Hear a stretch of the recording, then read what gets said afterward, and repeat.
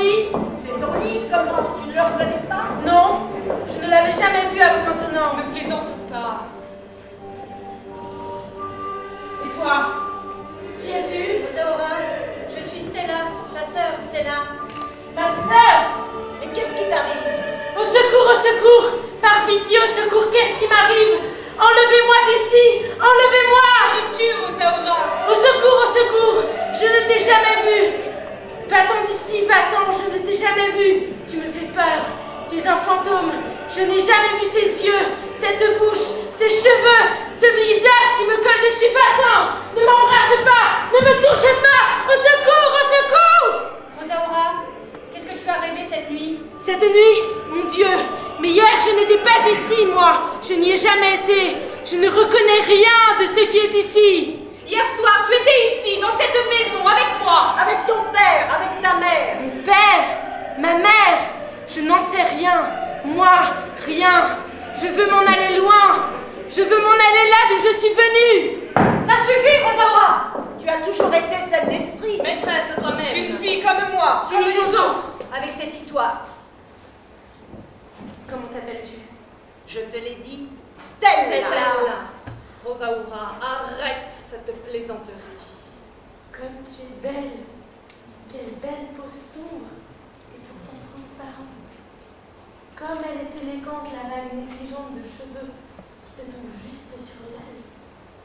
Et le lit aussi, le lit, on dirait une nacelle d'or amarrée à la rade d'un monastère. Oui, nous sommes riches, Rosaura. Notre père Possède tant de terre autour de Madrid. Il pourrait construire une autre Madrid et chaque jour qui passe, les terrains à bâtir prennent de la valeur. Le temps travaille pour nous. Et pourquoi alors? Je ne reconnais pas le lin de ces draps, le brocart de ces couvertures. Ou si je les reconnais, c'est comme si je les avais seulement imaginés. Ce n'est pas vrai. Maintenant, il faut en finir avec ce délice. Ça fait 20 ans que tu dors dans ce lit. Des rideaux fenêtres, miraculeux. Des rideaux pareils, on ne peut en avoir qu'en rêve. Tout ceci ne m'appartient pas, car je ne connais ni la richesse, ni rien de ce qui est lié à la richesse. Rosaura, essaye de m'aider maintenant. Qu'est-ce que tu as rêvé cette nuit? Je n'ai rien rêvé, car c'est ceci qui est un rêve. Mais étant donné que moi je sais que ce n'est pas un rêve, puisque je suis ta sœur et que j'ai vécu ta vie avec toi, il faut que tu essayes au moins de poser par l'absurde que ceci n'est pas un rêve. Faisons comme si c'était un jeu. Quel jeu? Faisons comme si tu ne reconnaissais vraiment pas ce lit où tu t'es réveillée ce matin, ni moi, ta sœur, ni cette maison, ni le reste. Et ensuite, Toi, tu fais donc comme si tu faisais semblant de ne rien savoir du monde où tu t'es réveillée ce matin, où tu es, où tu vis. Et moi, je ferai comme si je devais t'expliquer comment sont les choses. et dans quel but tout cela?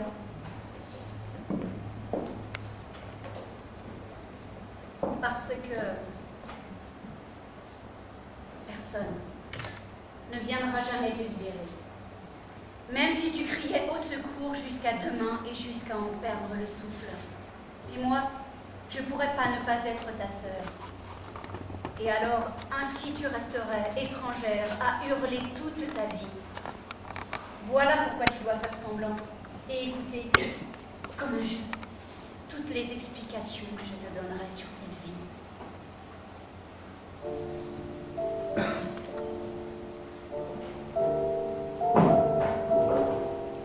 Il y a un anneau sur la commode, un anneau d'or, ancien, car notre mère Donna Lupe l'a hérité de sa mère, Donna Rosaura, qui à son tour l'a hérité de sa mère, et de mère en mère, de Donna en Donna, nous pourrions remonter ainsi au temps de Velasquez. En fait, tu peux voir un exemplaire de cet anneau au Prado, dans le tableau Les Ménines. La première chose que tu as toujours faite chaque matin, c'est de passer cet anneau à ton doigt. Passe-le.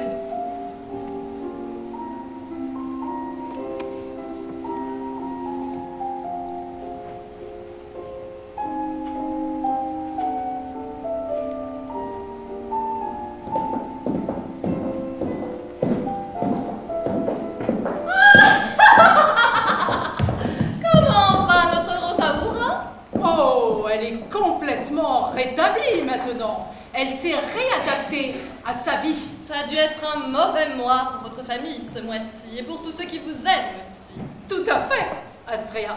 Mais les 15 jours dans le palais d'été, dans les jardins de Rosas Fieras, ont suffi à Rosaura à redevenir celle d'avant, dans son monde. Oh, pas vraiment le sien. Je t'en prie, ne retournons pas le couteau dans les vieilles plaies. Nous sommes des amis, Loupé, de vieilles amies. Nous avons grandi ensemble dans la vieille Espagne d'avant la guerre civile. Ensemble, nous avons espéré une victoire qui a fini par arriver. Et dans le temps de cette victoire, ensemble, nous avons construit une vie victorieuse. Alors pourquoi ces pudeurs entre nous? Ce n'est pas par pudeur, Astrea, mais il y a des souvenirs que je préfère ne pas avoir. Comme tu veux, mais sache que tu as tort. Nous sommes de bonnes catholiques, donc nous avons le réconfort de la confession. Mais parfois, une amie ou son propre jugement valent mieux qu'un confesseur. Lui, il fait son métier et absout même contre l'opinion de Dieu. Je plaisante, je plaisante. Mais outre le fait d'être catholique, nous sommes aussi des bourgeoises. En tant que bourgeoises, donc, nous savons qu'il existe une autre façon d'absoudre que la catholique. Une thérapie à laquelle suffisent la mémoire et la conscience. Ne recommençons pas avec ton ignoble juif. Je ne veux pas écouter. Parce que ton juif à toi, il n'était pas absous et reçu par la société arienne d'Espagne, peut-être? Il n'empêche que Himmler aurait pu le faire crever comme tous les autres et qu'il aurait bien fait. Ça, ce sont des discours que l'on peut tenir là où il n'y a pas d'opposition, cher Loupé. Mais es-tu certaine qu'ici, en Espagne, il n'y ait pas d'opposition?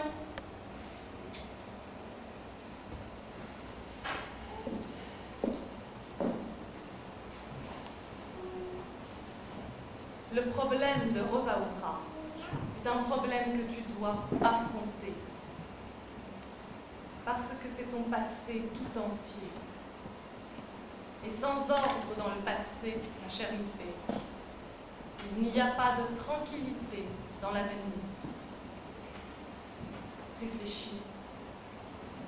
Nous avons toujours vécu dans le climat de la victoire, mais à la mort de Franco, ce climat de victoire continuera pour nous, mais il sera nouveau.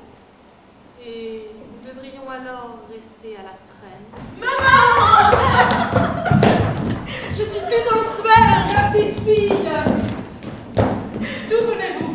Dites bonjour à Donastrea. Bonjour, Donastrea. Bonjour les enfants. D'où venez-vous avec tant d'enthousiasme? Du Prado, nos yeux sont pleins de Velasquez. Doña Loupé, il y a un monsieur à côté. Que veut-il? Il dit qu'il désire vous parler. Comment? Comme ça, sans s'être annoncé auparavant? Dois-je le renvoyer? Vous a-t-il dit comment il s'appelait? Son prénom seulement, pas son nom. Et quel est-il, ce prénom? Sigismond.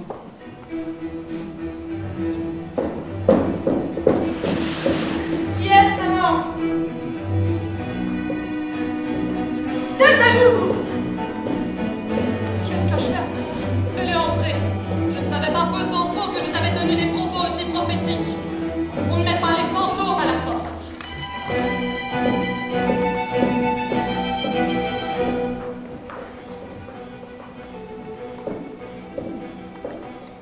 Faites-le entrer.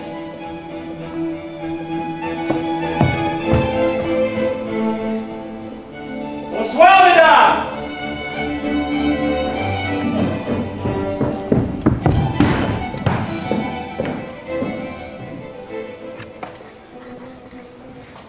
Bonsoir, Donna Loupé. Bonsoir, Donna Astrea. Puis-je vous présenter mes filles, Sigismond? Voici Rosaura, l'aînée, et Stella, la seconde. Je suis très heureux de vous voir, chère Stella, chère Rosa. De Stella, on peut dire que c'est Basilio en personne, sous la forme d'un ange, naturellement. Le visage de Rosaura, par contre, est un vrai mystère. Vous venez de très loin, Sigismond. Je sais que depuis longtemps, vous manquez à l'Espagne. Oui, cette fois, les flics m'ont laissé passer. Qui sait? Qui sait pourquoi? Les flics? Ah, les enfants! Sachez, les enfants, que bien que j'utilise le mot flic, je suis noble, moi aussi. Même si c'est avec une part de sang juif. De toute façon, catholique de religion, bourgeois de culture, j'ai tous mes papiers en règle.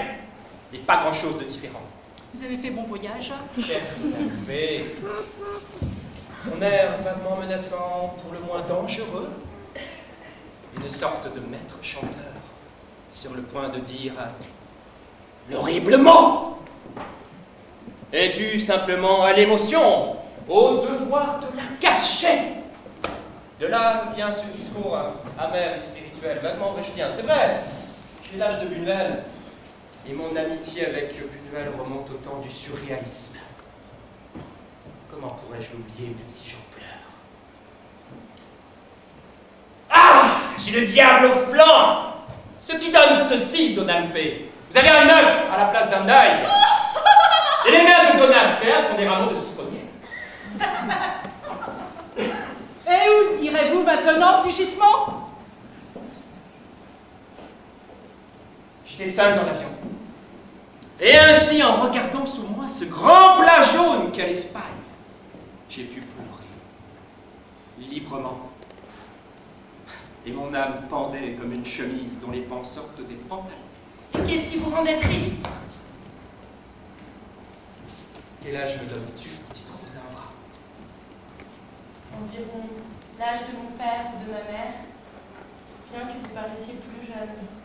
Merci. Toutes ces années, moi, je les ai vécues comme une farce. Farce. Oui, je devais vivre à Madrid. Je me suis barré.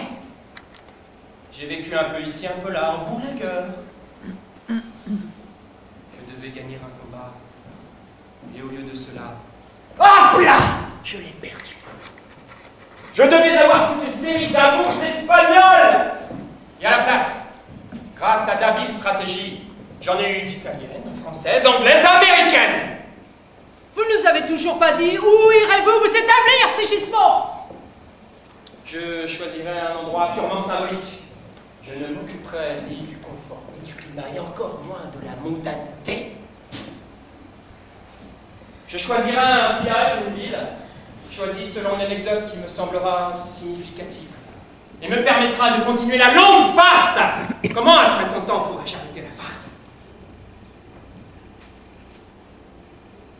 Je continuerai à courir sur une voie parallèle à celle où aurait dû se dérouler ma vie. Quelle belle vie ce fut et se fera que la vôtre, avec tous ces voyages, toutes ces belles amitiés et tant de légèreté. Qu'est-ce que tu en sais, toi, de tout ça? Taisez-vous, Donna Lupe. Elle est si jeune, avec ce visage désespéré de renard.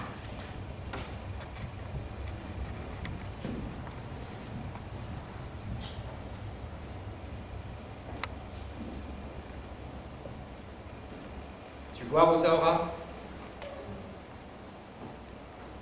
celui qui gagne est idiot. Et en même temps, toujours perdre, c'est un secret.